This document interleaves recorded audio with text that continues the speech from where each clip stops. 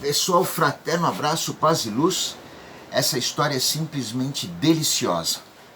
De Paramahansa Yogananda, mais uma. Vou trazer para vocês aqui algumas histórias dele. Existia um santo devoto de Rama chamado Tulsidas.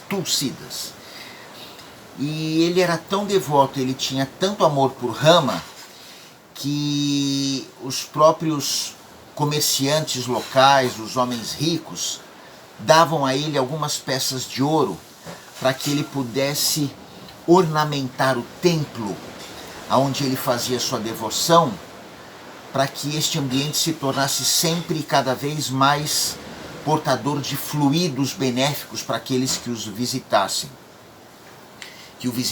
né?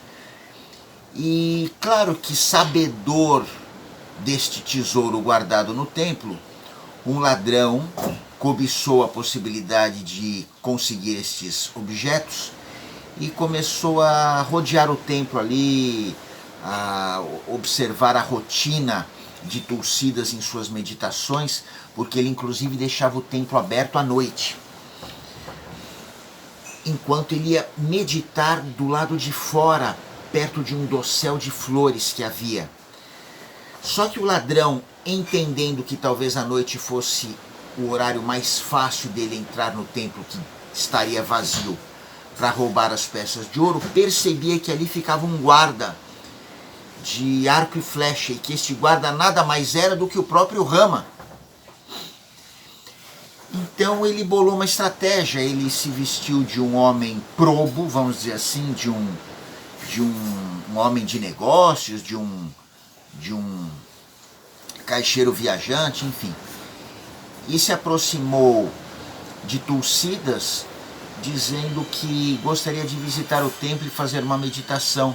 Mas por algumas vezes que ele se aproximou à noite do templo, ele percebia que havia Rama guardando o próprio templo com arco e flecha e não permitindo que ele entrasse.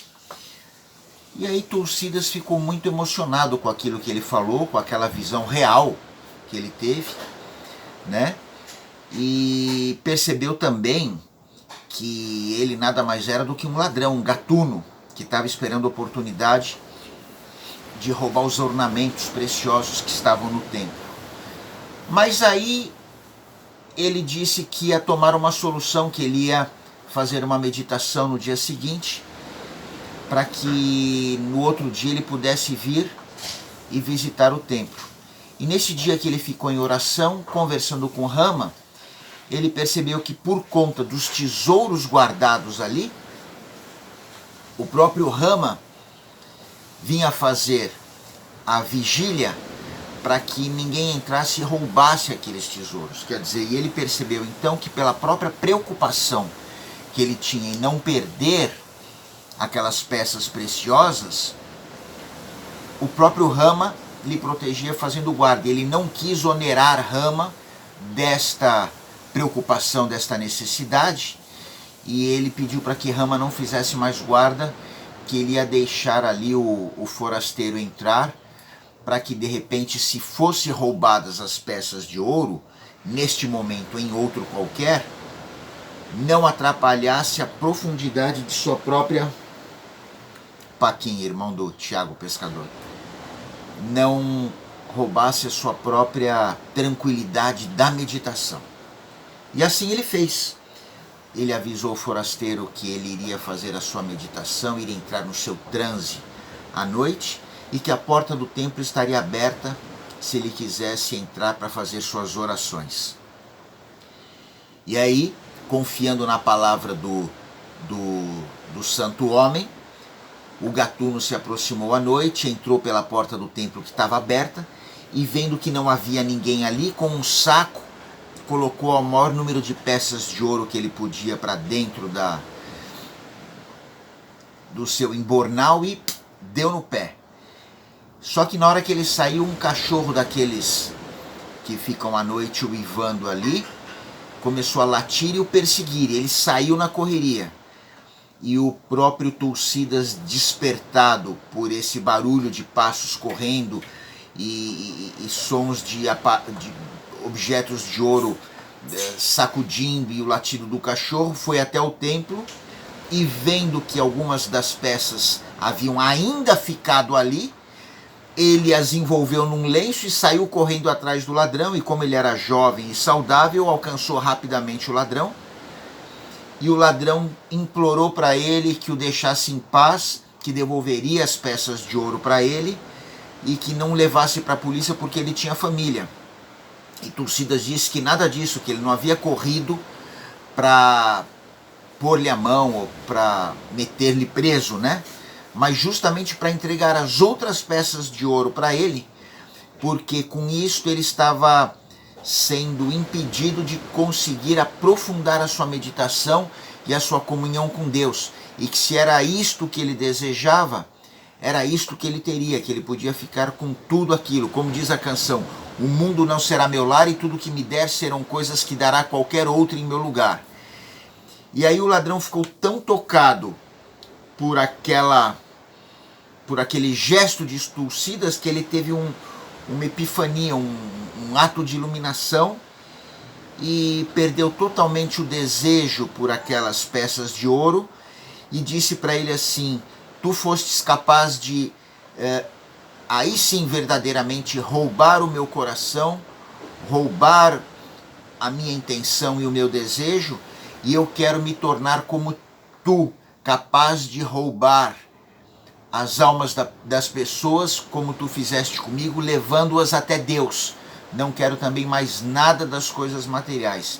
E aí os dois se tornaram amigos e começaram a meditar no templo, até que um certo dia seus corpos espirituais foram levados, deixando o corpo físico, e como diz o conto, encravados na rocha do nosso Pai Divino em profunda comunhão. Então isto mostra o ensinamento. Me lembrei da história do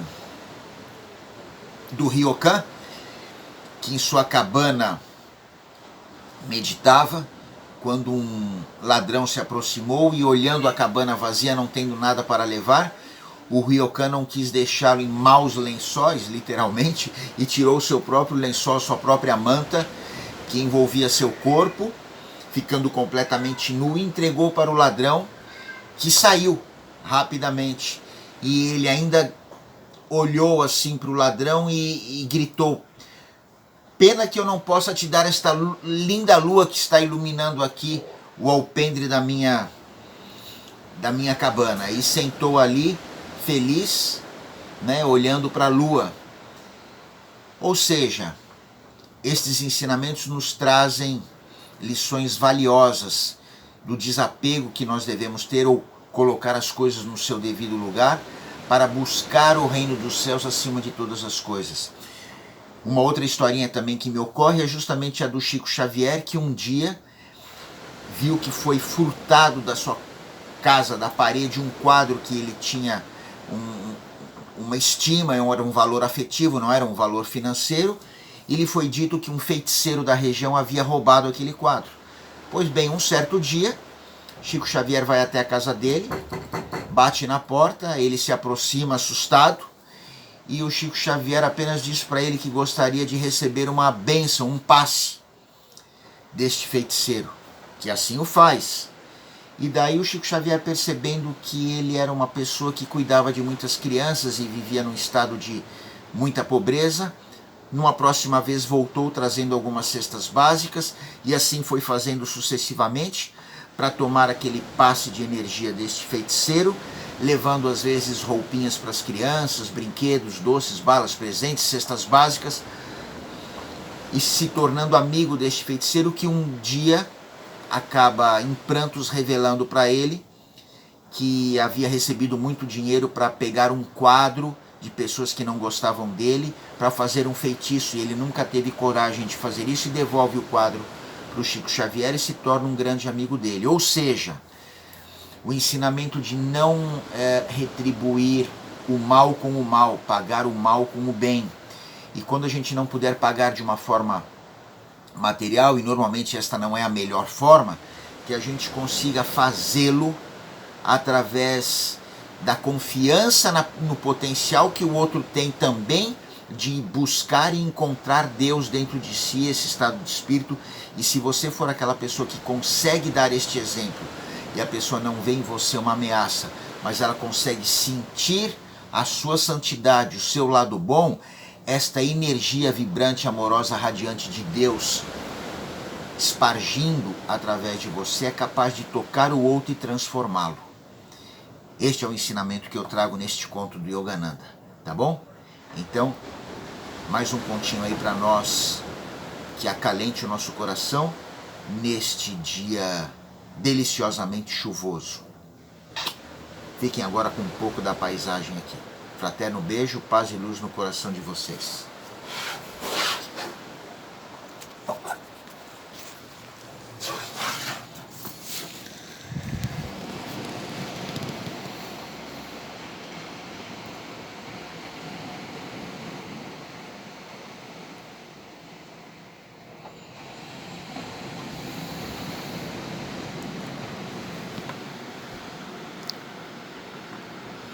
Fraterno beijo, paz e luz, gente.